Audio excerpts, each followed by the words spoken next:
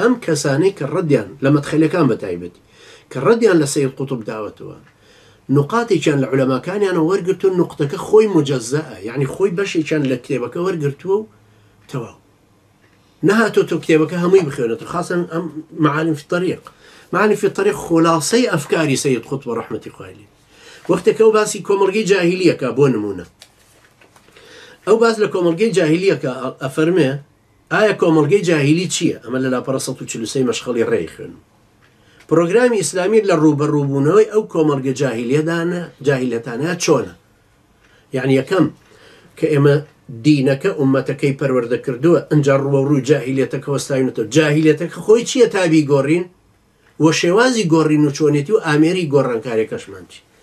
ئەفەرمێ کۆمەڵگەی جاهیلی هەموو کۆمەڵگەیەکی غەیری کۆمەڵگەی مسلمانەگرێت کەوابوو دووشت هەیە نابێت ڕۆمادی تێکەڵکەی لەو بینێ یان ڕەش یان سپی أفحكم الجاهلية يبغون كواب حكم إسلامي شيء سأريكم دار الفاسقين كواب دار الإسلام شيء كفر هي إيماني شيء لو نوانا منافق درست أجنا لا أصلا كفر إيمان إسلام جاهلية توحيد الشركة تقوى وهو همش كان القرآن برانبر بيكن أمش لرواب باسيكات كومرجي جاهلية فرما همو كومرجي غيري كومرجي مسلمان قريتو أجر ويستمان بشويكي موضوعي تر كومرجي جاهلي بينا سبكين عليين کۆمەڵگەی جاهیلی بریتیە لە هەموو کۆمەڵگەیەک کە تەنها خواپەرستنی تێدا نایەتە دی